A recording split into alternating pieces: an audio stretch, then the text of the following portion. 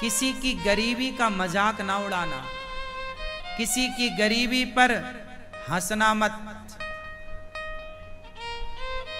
किसी की मजबूरी पर भी मत हंसना, क्योंकि यदि आप हंसे तो जो मजबूरी आज उसके सामने है, कल वो मजबूरी आपके सामने आकर खड़ी हो जाएगी। जो हालात उसके हैं वो हालात आपके बनने में देर नहीं लगेगी।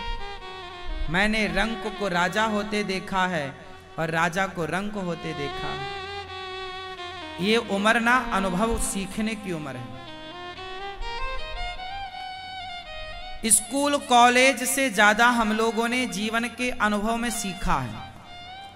जो हमारा जीवन सिखा सकता है वो कोई यूनिवर्सिटी नहीं सिखा सकती। जो हालात सिखा सकते हैं, जो गरीबी सबक देती है ना मेरी माँ, वो कोई कॉलेज नहीं सिखा सकता, कोई प्रोफेसर नहीं पढ़ा सकता।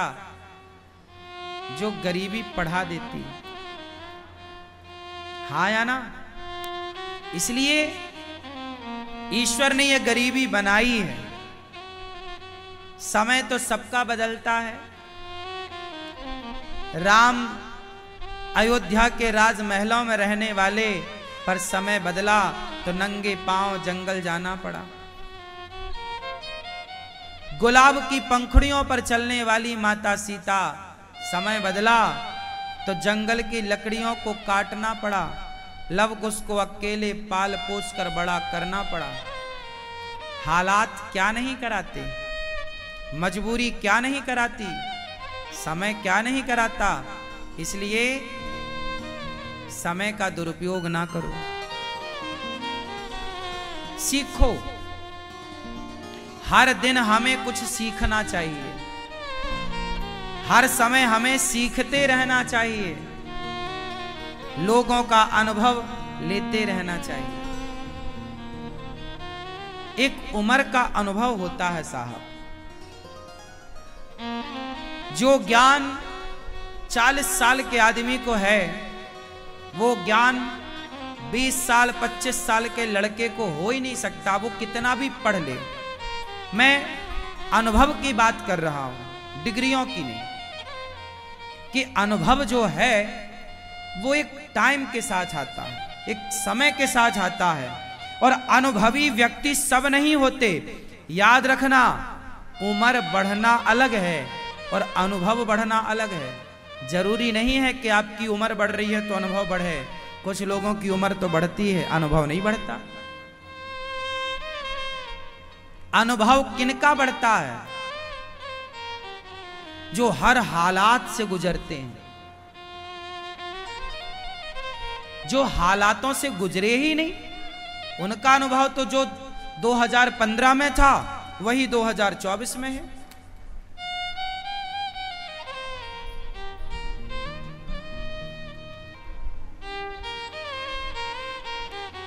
इसलिए उतार चढ़ाव भरा जीवन बहुत अच्छा होता है। कौन सा जीवन अच्छा होता है? सीधा। कुछ लोग कहते हैं महाराज हमें दुख ना आए, हमें दुख ना आए। और कुंती बुआ कहती है भगवान हमें और दुख आए। क्यों? क्योंकि दुख जो सिखा देता है ना, वो सुख कभी सिखा ही नहीं सकता। इसलिए जीवन में ये दोनों आना जरूरी है, उतार चढ़ाव। दुख व्यक्ति को मजबूत करता है, सुख व्यक्ति को कमजोर करता है। हाँ या ना? दुखी होंगे आप तो शारीरिक और मानसिक दोनों रूपों में आप मजबूत होंगे, और सुखी होंगे तो शारीरिक और आज मानसिक बीमारियां गरीबों को नहीं है। आज मानसिक बीमारियां गरीबों को नहीं है, मजदूर को कोई मानसिक बीमारी नहीं है। सारी मानसिक बीमारियां अमीरों को है। हाँ या ना? शारीरिक बीमारियां गरीबों को कम हैं, अमीरों को ज्यादा है। हाँ या ना? क्यों? क्योंकि गरीबी व्यक्ति को मजबूत बनाती है शारीरिक और मानसिक दोनों रूपों में, और अमीरी तुरंत आपको खोखला करती है। ये बड़े बड़े महलों के बड़े बड़े हाथी सब देखने के हैं, आदमी अंदर से खोखला है। बाहर से बड़ा महल है, बड़ी गाड़ी है, अंदर झांक कर देखो सब खोखला है, दिखावा है। ये जिस गाड़ी पे ये घूम रहा है ना, ये बैंक के कर्जे में है, पागल बना रहा है। इतना बड़ा बंगला बनाया है, लोन लिया है, चुका चुका के मर रहा है। अब वो तो रो नहीं रहा किसी के सामने, नहीं तो लोग कहेंगे वाह ऐसे रो रहे हो, तो वो आंसू भी पी रहा है। अब चुकाया जा नहीं रहा है, बैंक बाद में क्या करती है, नीलाम करती है। कहावत है ना, कर्जा लेके घी पीना। कुछ लोग कर्जा लेके घी पीते हैं, समझदार नहीं है वो जो कर्जे का घी पिए। बड़े बुजुर्गों ने कहावत कही है, जितना पांव है उतनी चादर, जितनी चादर है उतना पांव पसारो। यदि जरूरत से ज्यादा पांव पसारोगे तो चादर के बाहर जाएगा। कर्जे में डूबोगे, मानसिक तनाव बढ़ेगा, डिप्रेशन बढ़ेगा, और आपका शरीर खराब होगा डिप्रेशन से, मानसिक तनाव से। कोई इलाज नहीं होगा फिर। इसलिए फ्रैंकली जिंदगी बिंदास आनंद से जिया करो। उसके लिए क्या चाहिए? हालातों से लड़ना सीखिए। भगवान से ये मत कहा करो हे भगवान हमारे जीवन में दुख ना आए, कहो हे विधाता हमारे भाग्य के सारे दुख हमें दो। पर जब दुख देना तो उन दुखों से लड़ने की शक्ति आप कृपा करके दीजिएगा, हम उन दुखों से लड़ सकें। भागे ना, उन हालातों से भागे ना, डट के उनका सामना करें, वो शक्ति दो और हमारे किस्मत का दुख आने दो, हम तैयार हैं लेने को। कब तक इग्नोर करेंगे दुखों को? वो दुख भी जो तुम्हारी किस्मत में है वो भी तुम्हारा ही बोया कांटा है। जो जैसा करेगा वो वैसा भरेगा। ये जो कर्मों की खेती है ना, ये कर्म कभी पीछा नहीं छोड़ते। आप यदि आपका समय यदि अच्छा है तो ये आपके पुण्यों का फल मिल रहा है, और आपका समय बुरा है तो ये आपके पापों का फल है पाप और पुण्य, बाकी कुछ नहीं। इसलिए हम कहा करते हैं दोष ना दो किसी को कि तुम्हारे कारण दुख मिला, तुम्हारे कारण। दुर्योधन का सर्वनाश हो गया, धृतराष्ट्र का सर्वनाश हो गया। बताओ जिम्मेदार कौन है? गांधारी मैया ने भगवान को श्राप दे दिया, कन्हैया तुम चाहते तो हमारा परिवार बच जाता, हमारे बच्चे बच जाते, जाओ हम तुम्हें श्राप दे रहे हैं कि जैसे हमारे बच्चे आपस में लड़के मर गए ऐसे तुम्हारा वंश भी आपस में लड़के मरेगा। गांधारी माता ने भगवान को बेवजह श्राप दे दिया। अच्छा एक बात बताओ, धृतराष्ट्र का सर्वनाश हो गया, कौन जिम्मेदार है? उत्तर दो, कौन? कौन? जोर से, जोर से। कौन? खुद धृतराष्ट्र। क्यों? क्योंकि धृतराष्ट्र तो राजा थे ना, और राजा के सामने एक महिला के कपड़े उतारे जा रहे थे द्रौपदी के, वो चिल्ला रही है बचाओ, तब तुम्हारे कान में आवाज नहीं गई? बहरे हो गए थे तब तो तुमने रुई डाल रखी थी कान में, सुनेंगे नहीं। जब एक सभा में एक नारी का अपमान किया जाएगा तो भोगने को तैयार रहना। करने में मजा आ रहा है ना, लड़की का अपमान, एक नारी का अपमान करने बड़ा मजा आया। दुर्योधन हंस रहा है, मेरी जंघा पे लाके बिठा उसको, हा हा हा, बड़ा मजा आ रहा दुर्योधन को, अभी सर्वनाश होगा तो और मजा आएगा। ईश्वर के घर देर है, जो तुम दूसरों का तमाशा देखते हो ना, सब्र रखो। बुरा करने से बचना मेरी मां, जगत देखे ना देखे जगन्नाथ देख रहे हैं। देर लगेगी, 14 साल लग गए, 15 वर्ष लग गए दुर्योधन के सर्वनाश होने में, पर हुआ। द्रौपदी की साड़ी जिस दिन उतारी गई, उस दिन से, उस तारीख से 15 वर्ष के अंदर दुर्योधन का सर्वनाश हो गया। 13 साल का तो वनवास था पांडवों का, वो 13 गिन लो। 1 साल बात समझाने में, बनाने में लगी, शांति दूत बनकर गए, तैयारियां युद्ध की हुई। 15वीं साल युद्ध हो गया, 18 दिन में काम तमाम कौरवों का। बड़ा मजा आ रहा था ना द्रौपदी के कपड़े उतारने में। दुशासन उतार दो कपड़े, उतार बेटा उतार।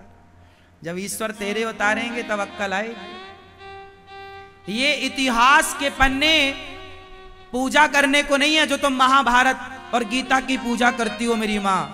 पूजा करने से काम ना होगा, निकाल कर पढ़ा करो इतिहास को, पुराणों को। जो लिखा है उस लिखे हुए को समझो, और जो गलतियां इतिहास में दुर्योधन ने करी, कर्ण ने की, शकुनी ने करी, मंथरा ने की, कैकेयी ने की, वो गलतियां तुम मत दोहराओ। वो गलतियां दोहराओगे तो फिर तुम्हारे जीवन में एक महाभारत खड़ा होगा। ये इतिहास सबक है, सिखा रहा है, गलती ना करना। आजकल के लड़के क्या कर रहे हैं, लड़कियों को कुछ लड़के छेड़ रहे हैं। इन लड़कों को जरा बताओ कि रावण ने छेड़ी थी, सर्वनाश हो गया। तुम्हारी औकात क्या रावण से ज्यादा है? इतिहास से तुमने कुछ सीखा नहीं? कुछ लोगों के पति लोग, पत्नी है बढ़िया सुंदर, दया जैसी पत्नी मिली, शिष्टाचारी जेठालाल को, फिर भी वो बबीता को ताक झांक करता रहता है। समझाओ जेठालाल को। रावण को भूल गए क्या?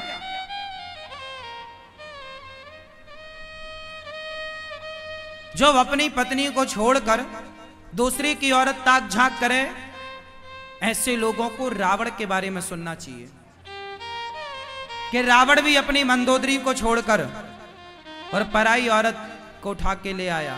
ये इतिहास काहे पढ़ने के लिए है क्या?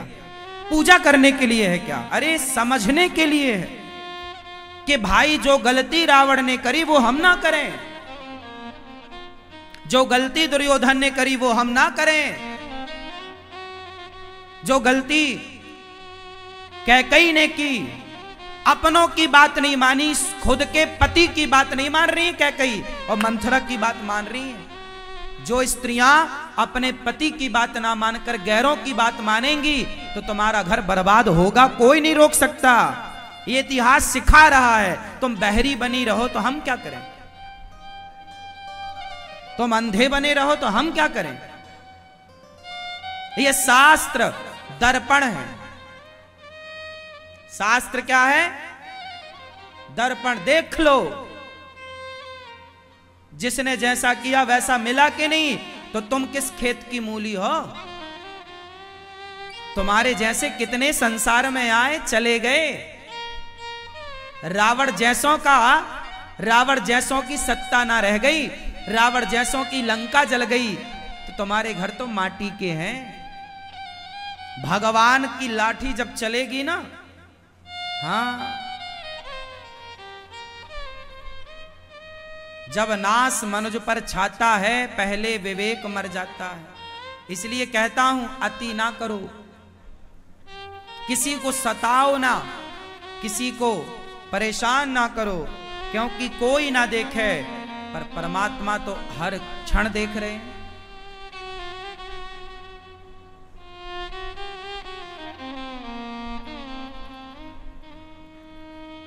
हमारे शास्त्र कितना बढ़िया मैसेज देते हैं, कितनी बढ़िया सबक देते हैं। सीख लो बेटा, एक अच्छे इंसान बन जाओ। राम, देखो इतिहास में दो लोगों का नाम है, राम का और रावण का। अब ये आपको चयन करना है कि आपको रावण जैसा बनना है या राम जैसा। इतिहास में दो नाम है, अर्जुन का और दुर्योधन का। अब आपको अर्जुन की तरह बनना है या दुर्योधन की तरह। इतिहास में दो नाम है, कैकेयी के और मंथरा के। अब आपको मंथरा की तरह बनना है, कैकेयी की तरह बनना है या कौशल्या जी की तरह बनना है। इतिहास भरा पड़ा है अच्छे लोगों से और बुरे लोगों से। ये इतिहास चाणक्य से भरा पड़ा है, चंद्रगुप्त मौर्य से भरा पड़ा है। ये चाणक्य, ये इतिहास आक्रांता, अकबर, हुमायूं और बाबर जैसे लोगों से भरा पड़ा है। अब ये तो आपको डिसाइड करना है कि आपको बनना क्या है। अकबर बनना है, बाबर बनना है या महाराणा प्रताप, शिवाजी बनना है। ये तो आपका निर्णय होगा। इतिहास तो भरा पड़ा है। इतिहास बहुत कुछ कह रहा है, तुम ना समझो। इतिहास की भाषा कैसी है कि यदि आपके जीवन में दुख है तो उस दुख में भी आपको रोना नहीं है, हंसना है। क्यों हंसना है? अरे हंसना इसलिए है क्योंकि हंसता हुआ भक्त भगवान को प्यारा लगता है, रोता हुआ भक्त भगवान को अच्छा नहीं लगता। इसलिए हंसते रहा करो। हाँ, कभी रोना है तो भगवान की याद में रोया करो। इसलिए नहीं रोना कि मैं गरीब हूं, इसलिए रोना है कि हे प्रभु आपका दर्शन नहीं हुआ। दोनों बातें अलग हो गई ना। मैं बड़ा गरीब हूं, एक तो इसलिए रोना है। मेरा काम नहीं बन रहा है, एक तो इसलिए रोना है। और एक ये रोना है कि हे प्रभु बुढ़ापा आ गया, अभी तक मेरा मन आपके चरणों में नहीं लगा, अभी तक आप मेरे सपने में नहीं आते, हे प्रभु मुझे कब दर्शन दोगे। एक तो भगवान के लिए रोना है और एक गरीबी से रोना है। तो गरीबी आए तो रोना मत, रोना तो सिर्फ भगवान के लिए। सपना देखो तो केवल भगवान का देखो। रोना चाहिए, गरीबी से नहीं। गरीबी में खुश रहो, हर हाल में प्रसन्न रहो। एक मैया वृंदावन गई, वहां गोपाल जी खरीदने लग गई। अरे भैया जरा हमें ये वाले गोपाल जी दे दो, लड्डू गोपाल जी। अच्छा, दुकानदार बोला ये नहीं, ये वाले ले लो, ये भी तो वैसे ही हैं। बोले नहीं, हमें ये वाले नहीं चाहिए, वो वाले चाहिए। क्यों? क्योंकि उनमें मुस्कुराहट है, वो मुस्कुरा ज्यादा रहे हैं, वो मुस्कुरा रहे हैं। दुकानदार ने वही दिया। बहुत सारे गोपाल जी देखते हैं, पर जिनमें स्माइल ज्यादा हो, जो मन को भा जाए, मुस्कुराहट जिनमें ज्यादा हो, वो ज्यादा अच्छे लगते हैं। सोचो कि जब मुस्कुराने वाले भगवान भक्त को चाहिए तो भगवान ने भी शर्त रख दी, हर परिस्थिति में मुस्कुराने वाला, खुश रहने वाला भक्त मुझे चाहिए, हर परिस्थिति में प्रसन्न। रोना है तो केवल गोविंद की यादों में। आपको रोने की छूट है, पर कहां? केवल भगवान के लिए। संसार के लिए रोने की इजाजत नहीं है आपके पास, परमिशन नहीं है, फिर भी आप रोते हैं। इतना ना रोया करो मेरी मां। सपना देखा करो तो किसका? राधा रानी के पांव में कोई घाव हो गया। जब राधा रानी के पांव में घाव हो गया तो किसी को पता ही नहीं चला कि घाव है। एक दिन एक सखी ने देख लिया, अरे राधा ये तेरे पांव में घाव कैसा? राधा रानी ने छिपाया, ना ना कोई घाव नहीं है, ठीक है सब सही है। सखी ने दूसरी से कहा, तीसरी से कहा, अरे सखी राधा रानी के चरणों में कोई घाव है। पांव में कोई घाव हो गया। सारी सखियां आ गई। राधा, ओ राधा, ये तेरे पांव में घाव कैसा है? राधा ने कहा, जाने दे सखी, ऐसे ही है। मैं रास्ते से जा रही थी, झाड़ियों के पास से गुजरी तो घाव हो गया, लग गई। अच्छा, कब लगी? बहुत दिन हो गए, बहुत दिन। अच्छा, तो एक बार हमें दिखा तो दे, कहां घाव हुआ? कोई बात नहीं, जाने दे सखी, क्यों पीछे पड़ी है?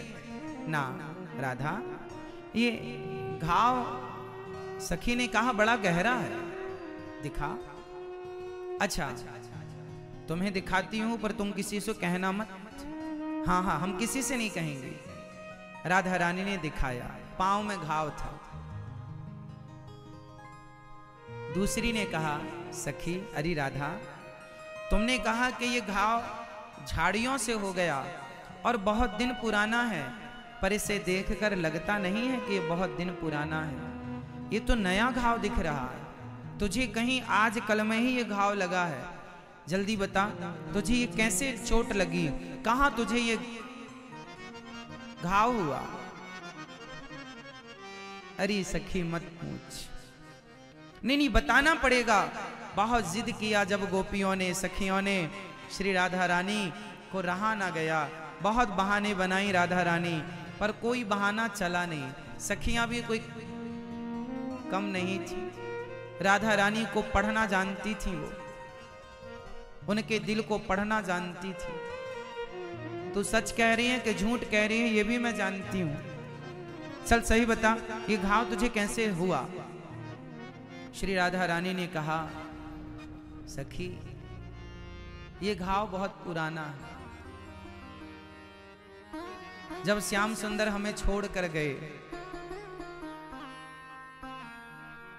और जब उन्होंने यमुना के तट पर आकर के हमसे कहा, राधा, हमें उद्धव जी, हमें अक्रूर जी लेने के लिए आए हैं। कल सुबह होते ही मैं मथुरा चला जाऊंगा। और जब उन्होंने ये बात कही कि कल मैं मथुरा चला जाऊंगा, तो श्री राधा रानी ने कहा, कन्हैया, तो क्या हमें भी साथ ले चलोगे? उन्होंने कहा, नहीं, हमें अकेले ही जाना है। तो कन्हैया, तुम्हारे बिना मैं कैसे जीऊंगी? तुम्हारे बिना मैं कैसे रहूंगी? उन्होंने कहा, रहना तो पड़ेगा। जब मैंने ये सोचा कि मुझे कृष्ण के बिना रहना पड़ेगा, तो मैं कृष्ण के बिना रहूंगी, ये सोचकर मैं गिर पड़ी। और जब गिरी तो मेरे पांव में बगल में पड़ा पत्थर चुभ गया। श्याम सुंदर ने उठाया और वो पत्थर से घाव हो गया मेरे पांव में। श्याम सुंदर ने संभाला, उन्होंने उस घाव को साफ किया, दवाई लगाई। जब सुबह हुई और कन्हैया छोड़कर चले गए, और उनके प्रेम में जब मैं डूबती हूं, तो वो मेरे ख्वाबों में, वो मेरे सपनों में आते हैं और सपने में आकर पूछते हैं राधा रानी से, अरे राधा, तेरा दर्द कैसा है?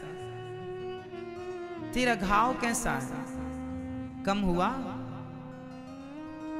ला, मैं इसकी पट्टी कर देता हूं। तो कन्हैया आते हैं सपने में और वो दवाई लगाते हैं, वो मुझे स्पर्श करते हैं, बड़ा अच्छा लगता है। उस घाव में वो दवाई लगाकर चले जाते हैं। एक सखी ने कहा, री सखी, कन्हैया को गए तो वर्षों हो गए, सालों से तेरा घाव नहीं भरा जरा सा? राधा रानी ने कहा, घाव तो कब का भर जाता, मैं स्वयं इस घाव को भरने ही नहीं देती। रात को कन्हैया सपने में मलहम लगाकर जाते हैं, सवेरे मैं अपनी उंगली से उसे फिर ताजा कर देती हूं, फिर उसे मैं गहरा कर देती हूं। क्यों? तू उसे गहरा क्यों करती है? सखी, यदि ये घाव भर गया तो कन्हैया स्वप्न में आना छोड़ देंगे कि घाव तो भर गया, अब जाने से क्या लाभ। कम से कम इस घाव को भरने के बहाने कन्हैया का दर्शन सपने में रोज हो जाता है। इसलिए मुझे ये दर्द चाहिए। दर्द की मारी बन बन डोलूं, वैद मिले नहीं कोई। ये प्रेम है, ये भक्ति है, जहां सिर्फ भगवान को चाहा जाता है, भगवान से कुछ नहीं चाहा जाता। यदि उनका दिया दर्द है ना, तो वो दर्द भी खूबसूरत है। उस दर्द को भी फील करो। ये समझो कि ये पीड़ा भी, यदि परमात्मा, यदि मां बच्चे को थप्पड़ मारती है, कई बार इतना जोर का मारती है मां कि बच्चे के गालों में उंगलियों के निशान पड़ जाते हैं। गाल पे हाथ रखें बच्चे तो दर्द होता है। बच्चों को लगता है मेरी मां कितनी निर्दयी है, कितनी कठोर है, देखो उन्होंने ऐसा मारा कि उंगलियों के निशान पड़ गए। पर कौन समझाए उस बच्चे को, बेटा तेरी मां निर्दयी नहीं है, तेरी मां कठोर नहीं है। यदि तेरी मां ने तेरे गाल में कस के थप्पड़ मारा है तो उस थप्पड़ में, उस दर्द में भी तेरी कोई ना कोई भलाई ही है, तेरा भला है। तू अभी नहीं समझ रहा है, पर भविष्य में तुझे इस थप्पड़ में कोई ना कोई भलाई छिपी नजर आएगी। ईश्वर भी जब दर्द देते हैं, कोई कष्ट देते हैं, तो समझ लेना इसमें भी हमारी कोई ना कोई भलाई है। और उस दर्द को भी ईश्वर का दर्द मान करके उस ईश्वर को ही उस दर्द के रूप में अनुभव करना चाहिए कि हे प्रभु अब आप ही आए हो, दर्द बन के जो दिल में समाए मेरे, दर्द बन के जो दिल में समाए मेरे, अब निकल के न जाने का वादा करूं। हे प्रभु, जो दर्द बनकर आप मेरे हृदय में समाये हैं, अब निकल के मत जाइएगा, अब सदा मेरे हृदय में ये दर्द बन करके रहिएगा। तो भगवान का सच्चा भक्त वही हो सकता है जो हर स्थिति में प्रसन्न रहे, सुख में दुख में सम रहे, हर बात पर गोविंद का धन्यवाद दे, वही अच्छा भक्त है। और जो बात बात पर केवल शिकायत करने लग जाए वो झूठा है, सच्चा नहीं है। जैसे माता सती नकली सीता बनकर गई तो पकड़ में आ गई, भगवान